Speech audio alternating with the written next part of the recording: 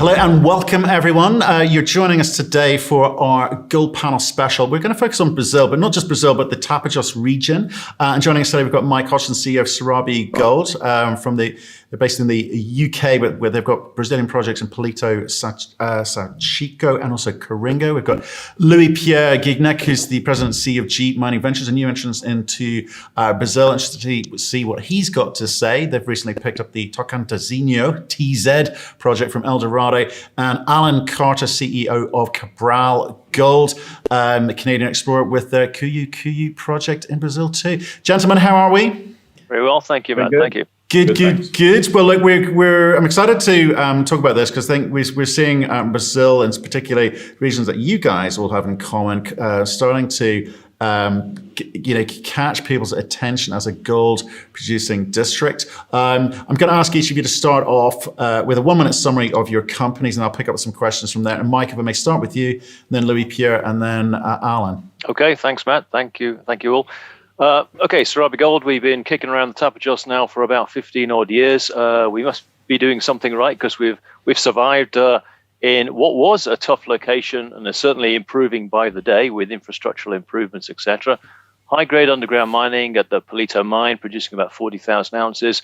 And I guess our next biggest story is we've got a similar deposit called Coringa, which we're hoping to bring on stream. We've actually started the underground development of the mine already, and we're working our way through the permitting, and hopefully that's going to be in construction next year. And that will, of course, double our production, which is a significant step for us. And I think it's fair to say that having been there in the region for a long time, we're pretty committed to the region. We're not seen as a company that's here today, gone tomorrow. We've certainly shown our staying power, and we're liked in the region. And I think that's really important in mining these days. We have a lot of local support, and long may that well last. So we're certainly there to stay. It's an area of great potential.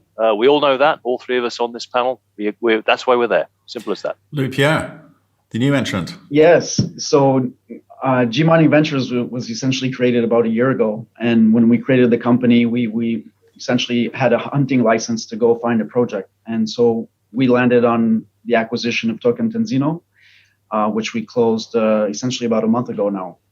And what really attracted us to this project was the great potential of the region itself, the fact that this was an advanced stage project that had kind of gone off the rails within El Dorado and became non-core, but was essentially a really good fit for our team to carry that project forward. So we're in the process of updating the feasibility study and looking to start construction towards the second half of next year. Alan? Yeah, thanks. My name's Alan Carter. I'm the CEO of Cabral Gold. Cabral Gold has been, we're about 4 years old as a public company now. We have an exploration project, an advanced exploration project in the Tapajós called Cuyu. We currently have 2 deposits there that currently total about 1 million ounces. We have 5 rigs turning. I've been previously involved in the deposit Mike mentioned earlier, Coringa, which is putting into production, and also the TZ deposit that Louis-Pierre was mentioning. So I've been a long-term believer in the Tapajós. It is the site of a very large gold rush, and I'm very, very excited about recent developments. Thank you, gentlemen. Look, I wanted to kind of pick up with you guys because we followed your story during the year. It's been a tough year. Okay, COVID's come along and made it a little bit difficult. There's a lot of bumps along the road that you guys have had to overcome in your own particular way. And I do want to talk about that, and I want to get into that in a second. But first of all, Brazil, it seems to come in and out of fashion for investors. Why have you guys selected Tapajós as a region? I mean, I'm going to start with you first of all, if I may, Louis-Pierre, because you're the new guy. You guys had choices as to where you went. What did you see there? Yeah, look, for us, I mean, jurisdiction is always an important topic that comes up with investors, and for us, we did our due diligence and have been active in other countries in the Guyana Shield and elsewhere in South America. And for us, Brazil stood out as being just a great place to invest, given the large, mining industry in the country, and the ability to execute on projects with essentially competent people, staff and technical people that you can find in country. So there was many pluses for us. I'd have to say that the Tapajós being in Pará State offers quite a bit of fiscal advantages compared to other states in Brazil as well. So definitely that was an attraction for us when we looked at the economics of the project. So yeah, there's definitely also for us just the potential of the region. We feel it's been explored to some extent, but largely still unexplored, and likely to have many other deposits discovered in that trend. Actually, Mike, I mean, you've been there a while, like you say. Is it as easy as Louis-Pierre thinks? I think he's certainly avoided the tougher times. There's no doubt about that. I actually was coincidentally today, I was on a call with the British Chamber of Commerce with the Secretary of Geology and Mineral Transformation on the call, a guy called Pedro Mesquita, and I was talking to him about the infrastructure change and what's actually happened in the Tapajós. And I would say under the Bolsonaro government, we've obviously seen a huge improvement in the road. I mean, I remember going there, and Alan will know even more. You know, we used to take, it could take hours, 15, 14 hours to get from the point at which you actually land your plane to actually drive to site. It was very tough. That's just completely changed. It's turned it on its head. I mean, it's a paved road all the way now. And really what today, I mean, he was actually saying how great, and this leads me on, maybe brings us on to energy, which we know is key. I'm sorry, I'm sort of like bouncing around a little bit, but at the end of the day, being a UK company, Canadian UK company with our existing funds and our hopeful new funds coming in, particularly after Glasgow, I get inundated with questions about how green our energy is, ESG, et cetera, and there today was the secretary talking about, how Brazil is leading the world in green energy production, et cetera. And I said, well, that's great, and I'm delighted to hear it. But the problem is the transmission of that energy, and we all need it. And this part of Brazil, 40 million ounces of gold production, artisanal gold production, that came from somewhere. It came from somewhere. That region, the Tapajós Goldfield, contains an enormous amount of gold. Bring the energy there, and it's going to take off. It's absolutely going to take off. Now, I think it's on its way. I mean, there's all kinds of plans in process, and I think there's a real momentum today with what went on with Glasgow and the way everyone's got to react to this about how they're improving their energy, where they're getting their energy from, etc. And so Brazil's got all this beautiful green energy floating around the lines, but we're not connected to them, or they're very fragile lines. So it is very important that we actually use this momentum. And I know Alan agrees with me, and I'm sure Louis does too, that we're going to really try all the opportunities and angles to actually bring power. And if that happens, then this area will take off. And rather than being a promise, it'll be a reality.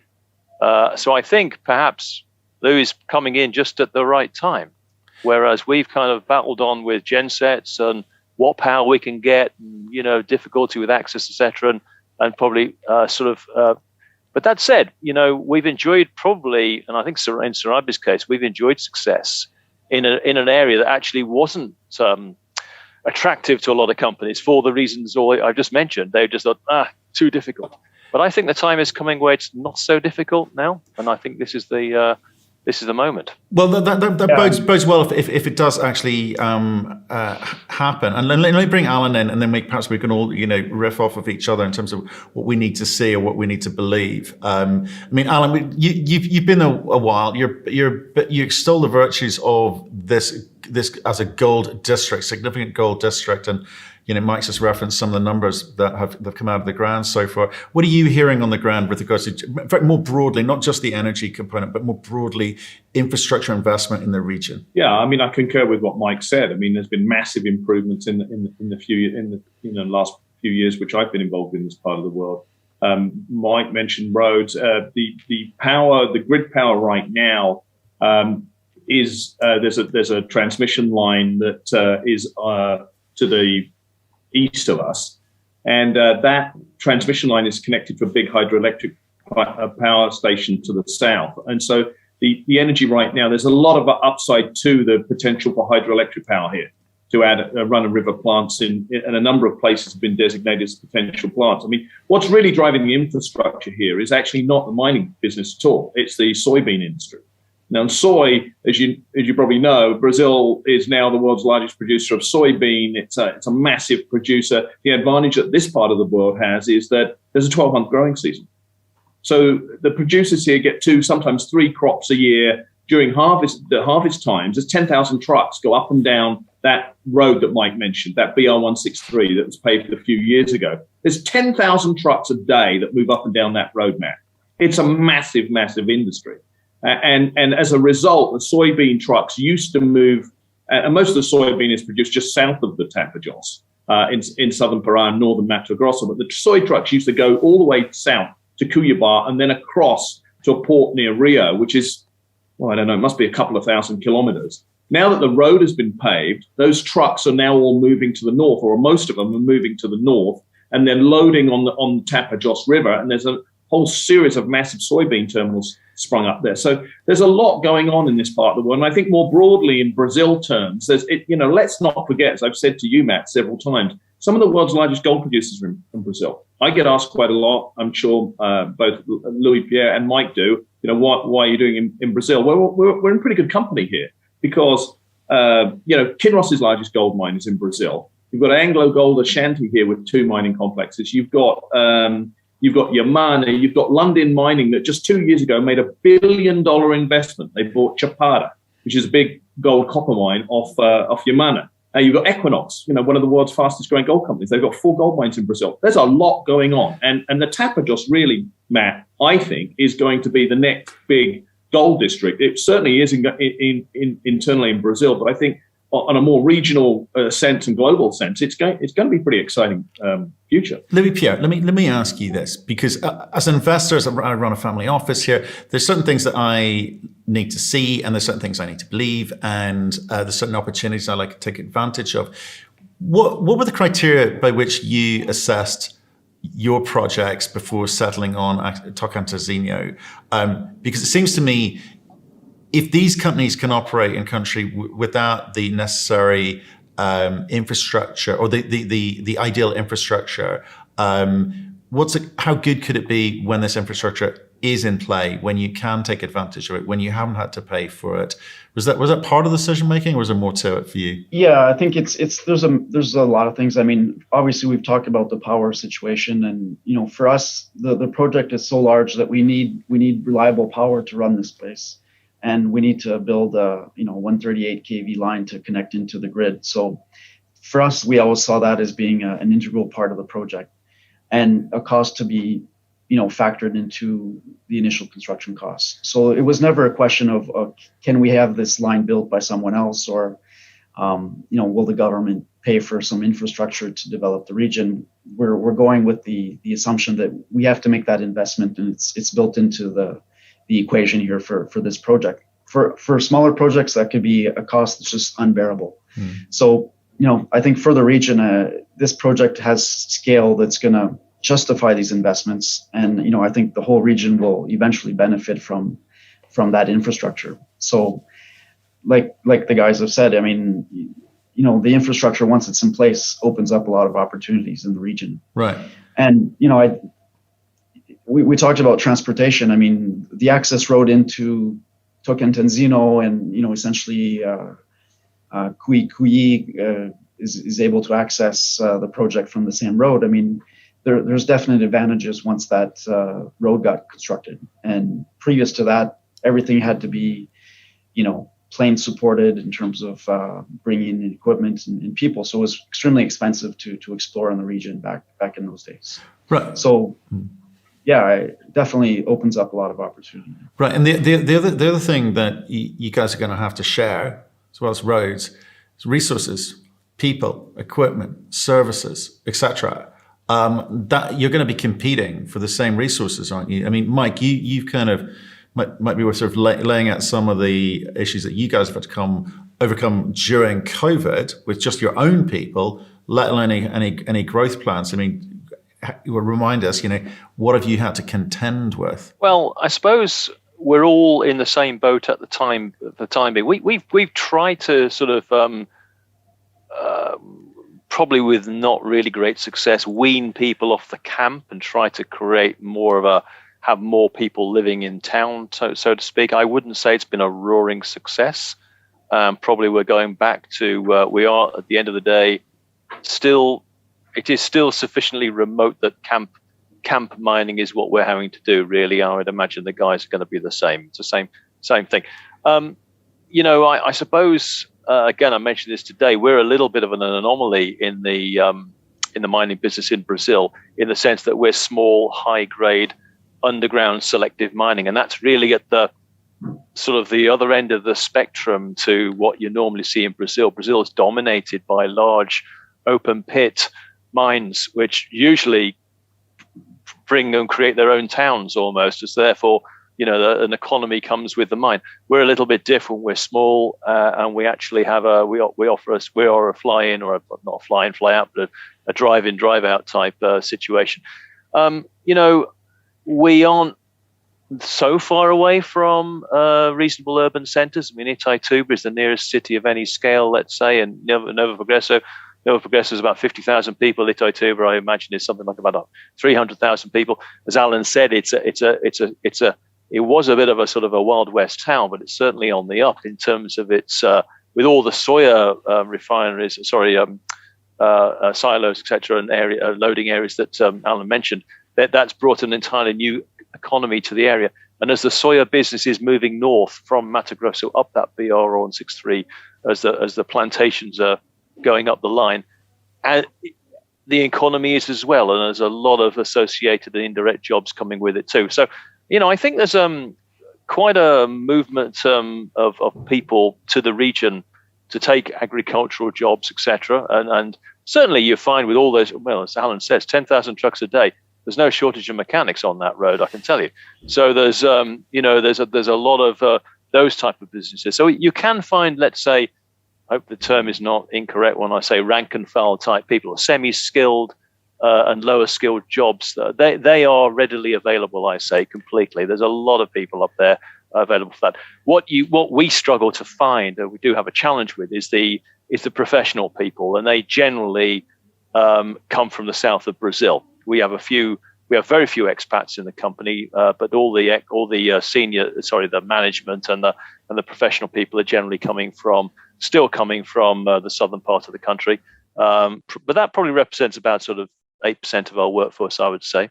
And that's an issue which I've always had with basically the government in Pará, that here's the country, the state that wants to be number one in Brazil in terms of mining, and yet it still doesn't really have a mining school in Belém. And I've always had an issue with this, saying, well, you don't like having all these mineros working in Pará, well, do something about it, and let's have a mining school in Belém and really, put the state on the map. I mean, that's a big statement, Mike, because I think we've talked in the past about having, in terms of your fly-in, fly-out crew, they're not just coming from within Brazil; they're coming from outside of Brazil too. And that had, in the early days, caused you some problems. Does the state recognise this? Is it moving towards doing anything about it, or is the kind of people side of the business going to have to be just that little bit more expensive than you hope? I think for the foreseeable future, the professionals are going to come from states like Minas Gerais and Goiás, and that's where most of our guys come from. So that's it. But we are really trying to. We now employ 77% of our workforce all come from the state of Pará now.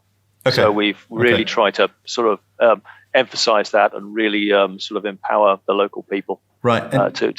To take these jobs. Okay, Alan, you've got 5 drills turning. You've got a lot of exploration going on. You've got a big district yourself there. In terms of the crews there, we've been hearing stories from all across the world where, because of the whole supply chain issue, that drill crews are just taking a little bit longer to turn up. They don't necessarily turn up because someone's offered them an extra $100 a day. And that can be problematic because you're working to a timetable. How are you finding it in country? It's tough. It's tough to get drills in Brazil right now. You've got to plan months ahead. It's tougher than I can ever recall it. Everybody wants to drill right now, so there is a lot of competition. There's a limited sort of pool of resources and number of drills available, particularly sort of RC rigs.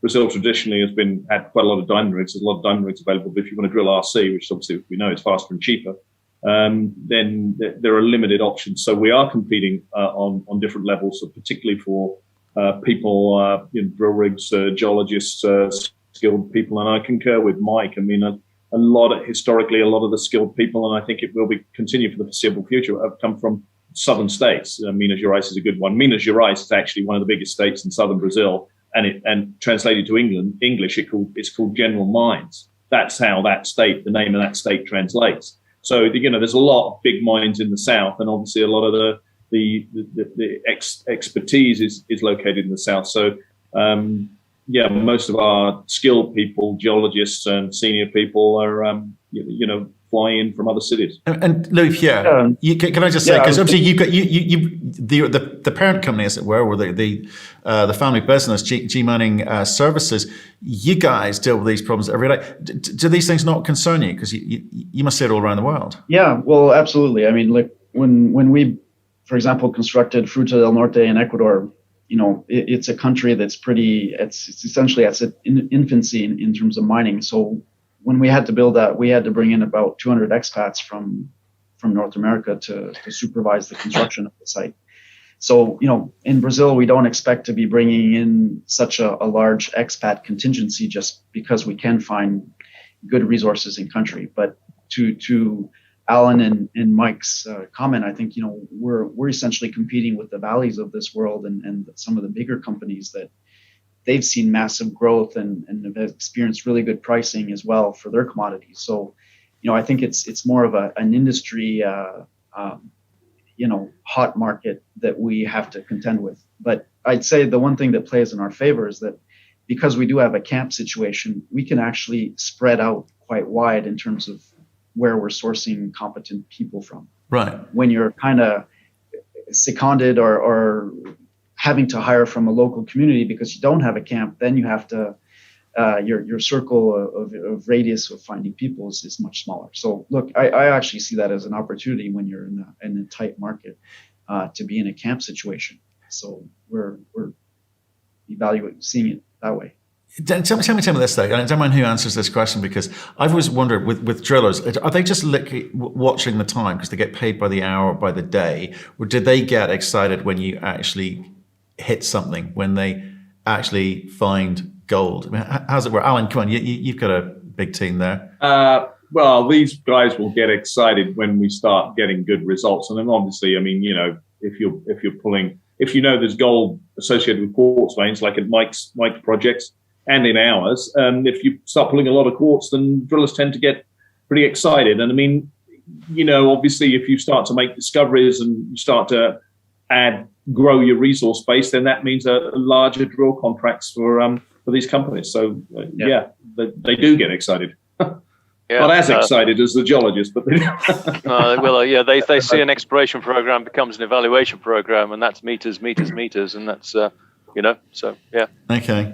It's kind of funny because I guess the senior management or geologists I can understand, but the drillers, I just wonder if it's just another day in town, which kind of explains if someone's going to pay me more money, I'm off. No matter if this is a big new district, big new gold district, is there any emotional tie to that? And maybe it's only the bankers and the companies getting excited about that. Let's talk about, I mentioned supply chain issues. We talked about some of the competition for resources in terms of people and equipment, but in terms of supply chain issues, the industry seems to be moving from a sort of just-in-time process, which is, i.e., we're about to run out of filters, let's get them in. They take 2 weeks to arrive, so we'll order them 4 weeks ahead of time. To actually, that doesn't work anymore because there's no guarantees and there's a lot of competition.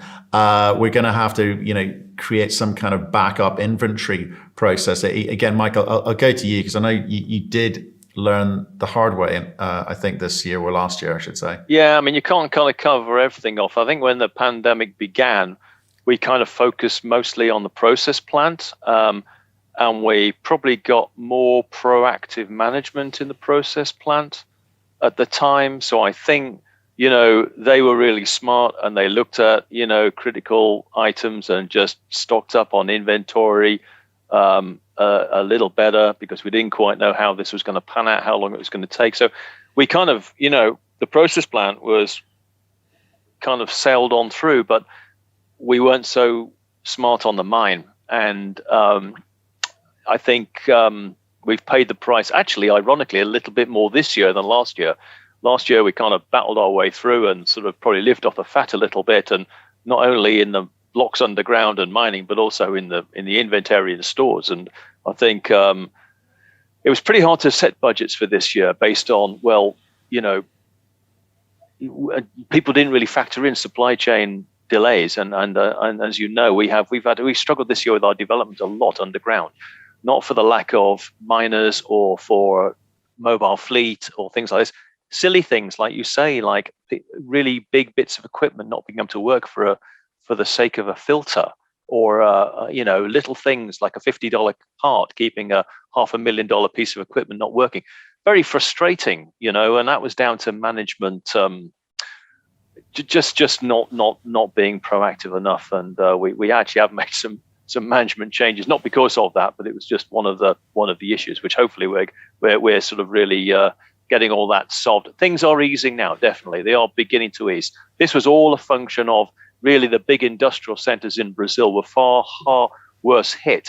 The remoteness of the Tapajós, again, played into our hands. It didn't really impact any of us, I don't think, in terms of day-to-day business. I mean, everyone's so far apart, and, there's no real sort of, congestion there. So short of just spacing people out in our camp, we kept going relatively normally. The problem is the manufacturing centers in the south of Brazil were the areas that did get shut down, the plants, the areas were furloughed. So there's been this delay, and it's beginning to work its way through, but we've had so much stuff on back order.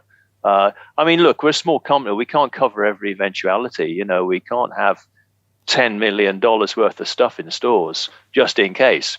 We'd love to, but you just can't afford it. So you pick your battles, you pick your fights, and try and do what you can. And hopefully, but it is easing now. I'm pleased to say it is getting better. Louis-Pierre, how do you guys manage it? You guys have a lot of cash available to you now, right? Plus, you've got a track record, so you've got a bit of optionality here. Yeah, I think part of the financing we did on the back of the acquisition was to build up a good cash position so that we could commit to long lead item orders. And we're well aware of the market being pretty tight, and with the shutdowns that happened, lead times for certain equipment are about a year. And like, for example, stuff that you wouldn't expect to be an issue trying to buy, such as a pickup, sometimes it can be 6 months before you can get a pickup. So, that's the type of stuff that we're trying to anticipate as we're, updating our study, getting pricing for different materials. And when we see that something's going to be an issue, then we're slowly committing to certain expenditures to try and manage that schedule and the issues of supply chain and getting what we need in time. So that's definitely a risk that we're trying to mitigate as we move forward and with the cash that we have. You've got a lot of pressure on you, right? Because it's a new story. Like say, you had options as to where in the world you went. You chose here, okay? So you've got your shareholders. You've that you need to kind of keep happy. You've got your bankers you need to kind of keep happy. You've got your old man you need to keep happy because he's going to be watching you, and he's tough. But you've got so much to get right. But I just wondering if you can sort of share with us what are you sort of bringing into this story in terms of what you've learned from being this kind of service provider to other big companies all around the world, doing some of the biggest projects in the world. How do you think you mitigate a lot of the risk component here? Yeah, I mean, we've done it before on other projects, and I think we do have good relationships with some of the equipment suppliers and vendors. So normally, when we're contacting them to get in the queue to get materials and equipment, we rank pretty high up in the order for them, just because we're also servicing other clients in projects. So I think the relationships that we've built up over the years is going to help us going forward in terms of building maintaining and expanding on the relationships that we have with some of these vendors. So, and I think the other thing that we've tried to really build into the project at this point is knowing what Brazil can provide, given that we previously weren't sourcing from Brazil. But for example, Metso, Udutech, FL Schmidt, they all manufacture most of the mill equipment that we need for the project in Brazil. So that's a main advantage for us. We're not going to have to deal with overseas, shipping and ocean freight for bringing in some of this important equipment. So those are all things that we're looking at and building into how we're seeing the project. And a lot of the relationships that we have with Metso Udutech in North America, well, those get transferred down to their Brazilian counterparts pretty rapidly. I think I also would say as well, Louis, that almost in a way, the bigger you are in Brazil, the easier it is, because there's a lot of big stuff available in Brazil. I think we found being the small company, that's quite difficult because you are very niche. So the bigger you are, the more likely you'll be able to find easier suppliers. There's more people doing it. Everything that's scaled up in Brazil, there's more of it. And again, the vendors selling this stuff, they want to make big machines. They don't want to make small machines. Small machines, there's no margin on small machines. So that's tough for us. That we really do have to think ahead. Like today, I was on site today. We're still waiting to get our budget done for next year. We're just finalizing it. But we ordered equipment before we even set the budget for 2022 in July. Just had to thumbsuck what we need. Well, we've got a few years of empirical data to have a vague idea what we're going to want. Bit difficult with Coringa coming on stream. We've got to make a bit of a sort of we've got to sort of play look in the crystal ball when exactly we're going to really be able to go forward with that. But but we have to really plan ahead because our mobile fleet, the underground stuff, all has to come from overseas. We can't get anything in country at all. So that's but if you're a bigger producer, that's a lot easier in Brazil. Okay, well said. Louis-Pierre, I think these two will be tapping you up for some cheap supplies by the sounds of it. We can combine some of our purchases and get a bit of a bulk discount. So oh my goodness. There you go. There you go, guys. You're all welcome. We're the first guys on the road, so we can hijack the stuff that's coming in. You see. Yeah, if there's a little missing out of our supply, we'll know where it went. Yeah. That's too good. Dick Turpin's here. Yeah, exactly. If he's got an English accent, Louis-Pierre, you know where he's come from. Alan, you've got it easy by comparison. Then you're just drill. Yeah, to some extent. But I mean, look, we don't need the same sort of equipment, but we still need spares and all the rest of it. And Mike's right. The manufacturing capability in Brazil is in the south. And so this whole COVID thing has impacted that. So yeah, we've noticed that it's taking longer to get spares and certain equipment that we need for what we do. The other big impact that it's had for us is just getting results back. So as we ship thousands of samples a month down the road to Belo Horizonte, to the big SGS Geosol lab down there, and it's the lab just been everything's been slowed down. Turnaround times have really been impacted. Yeah, that's definitely true. Very true. What's the time? What are we talking about? 4 weeks? 6 weeks? Yeah, I mean, well, sometimes 6, or sometimes more. I mean, prior to the pandemic, you could expect to get your results back 3-4 weeks, sometimes earlier than that.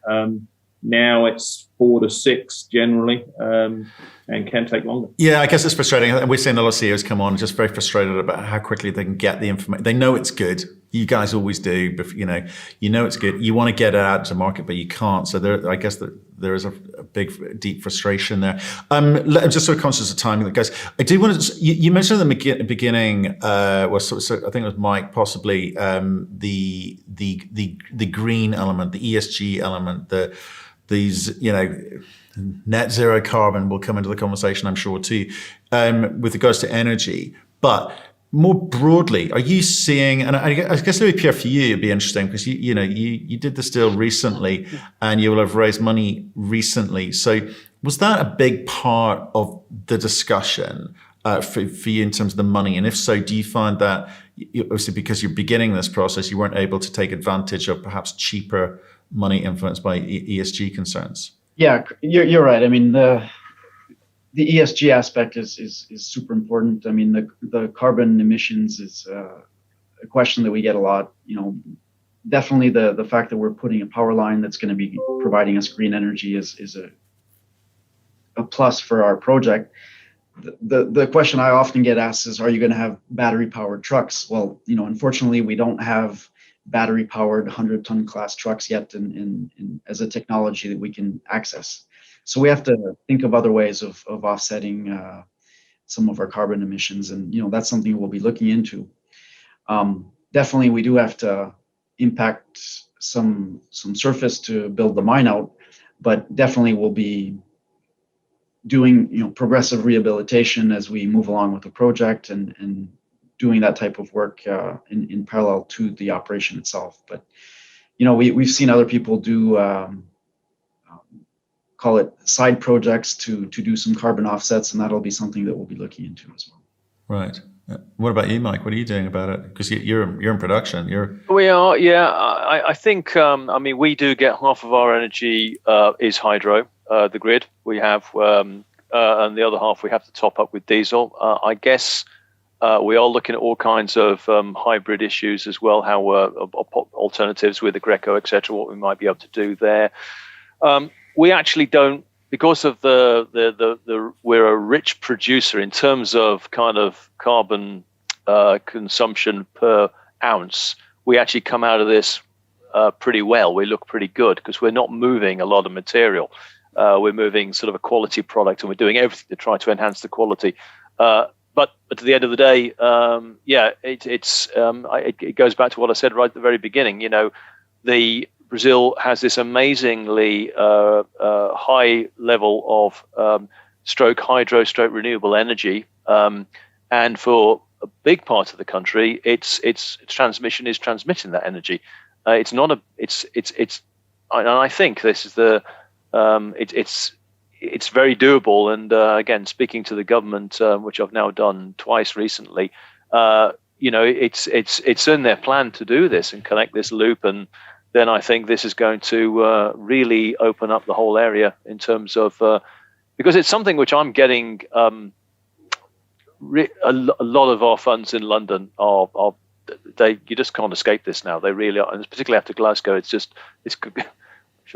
wouldn't say it's got out of control, but it's certainly at the forefront. It really is, and it's something which has to be addressed, and we have to do absolutely everything we can. We've looked at carbon, the offsets as well. There's several companies now in Brazil actually offering, particularly in Pará and in Amazonas, where you can actually sort of. We will try, and we are going to try start reforesting and sort of try to offset our credits that way. We're looking at other companies that actually offer that service, where if you actually haven't got the land space, you can actually fund them to actually do it. I'm a bit anxious about just doing that as like a bit of a, to use this news term, I just don't want to greenwash what we're doing, to try to pretend that, if I just plant some trees over there, I can do whatever I like over here type thing. So there is always that risk of that criticism. But as I say, I think our two projects at the moment, because they're high grade, we aren't moving a lot of material. We do come out of this looking reasonably good, but that's not any kind of suggestion that we're stopping at that. We're definitely going to continue to, improve as much as we can. Is the difficult bit of the ESG narrative at the moment is that there's no kind of clear definition of what it means, and different jurisdictions will have clearly different views on the social component. Governance, I think, stands for itself, but the E in particular, people talking about the energy component, or I should say, planting trees seems to be the thing that people go to, but there's got to be more to it. I know, Louis-Pierre, you mentioned we're going to use electric vehicles, but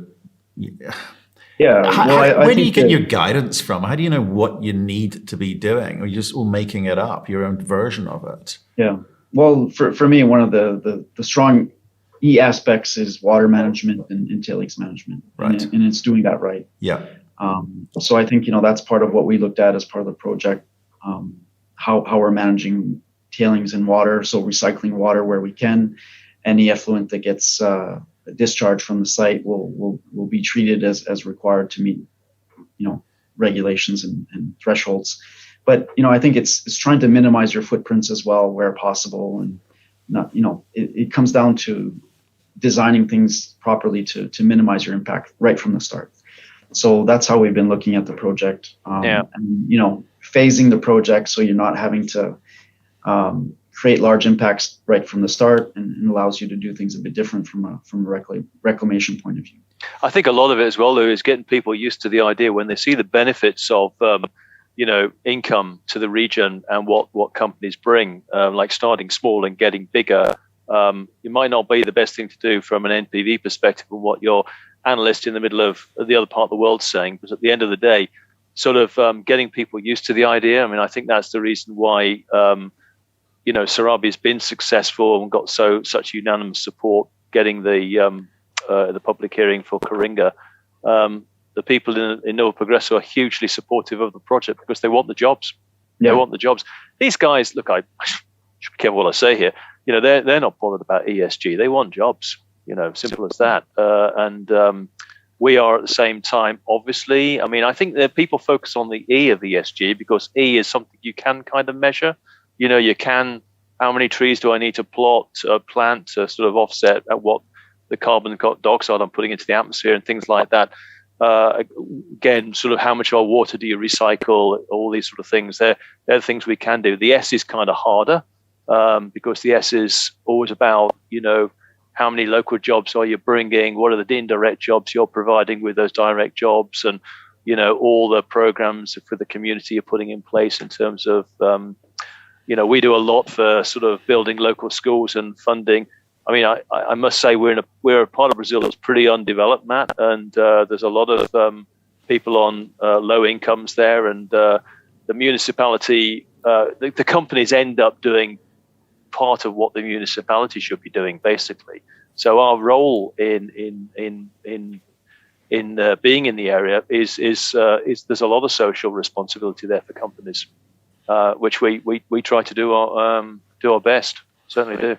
Okay. Well, look, I think we'll pick up with each of you in the new year with regards to individual interviews, but also just trying to understand that component a little bit more. But look, what I want to finish with today, because I'm conscious of your time here, guys, is how you project yourself into 2022. Because I always say, if you've got companies that can operate in a difficult market environment like 2021 has been, unexpectedly been, you put yourself in a position to benefit and launch into 2022, which from all accounts seems to be a very pro-precious metal market, certainly in terms of what the brokers are saying, the fund managers, the institutional guys that we're speaking to, and certainly a lot of the family offices looking at gold 2022 for gold projects, good gold projects with strong fundamentals, so they don't make the same boom and bust mistakes of 2020. How are each of you approaching that? I mean, Alan, just talk us through what you think you've been able to do this year to set you up to best take advantage of next year. Yeah, I think this year for us has been a very, very successful year. We've made 2 new gold discoveries on the site. We, as you said, we do have a district here within the Tapajós, and we're finding new deposits. So we've got a pretty aggressive drill program in process right now, and planned going well into 2022. So it's going to be a pretty exciting year for us next year. So if we can build on the success that we've had this year, awful lot of drill results, and we truly believe that the district is going to have multiple deposits within it, and so we'll push those forward as aggressively as we can. So yeah, it's going to be a very exciting year for us. Louis-Pierre, I mean, you're just starting this thing off. Your plans are fresh in your head. Well, I mean, we're starting a drill program as well. So we expect these will be some of the first holes that will be drilled on the property since 2015. So we're pretty excited to get that cycle going as well in advance of us financing the project. So for us, 2022 is going to be a period where we finance the project to get this off the ground. So that's going to be a very exciting year for us, and very important catalyst for the company. Absolutely. Yeah, I think a lot of people watching you. And Mike. Well, I guess our sort of main story for next year hopefully will be the full installation construction license for Coringa. We've already started the underground mine. We should hit the ore body just before the end of the year. I'm going to be down there in about 10 days' time to hopefully see that with a bit of luck. If nature behaves, I'll see it. So we're moving into the final stages of permitting. We've already had our site visits all done by the environmental agency. So hopefully we'll have good news getting that LI. And then we'll start constructing, assembling the process plan and putting all that together. So we'll really see the project moving forward and, developing the mine like crazy and building up a nice big stockpile, all that. Over at Palito and Sao Chico, pretty much more of the same. But the other part of the story, which I really like, and I know Alan is certainly a big fan of, is our regional exploration. We're going to continue with 2 rigs drilling, doing the day job, which is resource growth on Palito and Sao Chico. But we've got that beautiful big sort of east-west anomaly, which our exploration manager thinks we've got great porphyry potential there. So we're going to be moving those forward. We've got 6 sites where we believe we've got really good size anomalies, like 1 kilometer or 1 kilometer anomalies. So we're going to be drilling those out.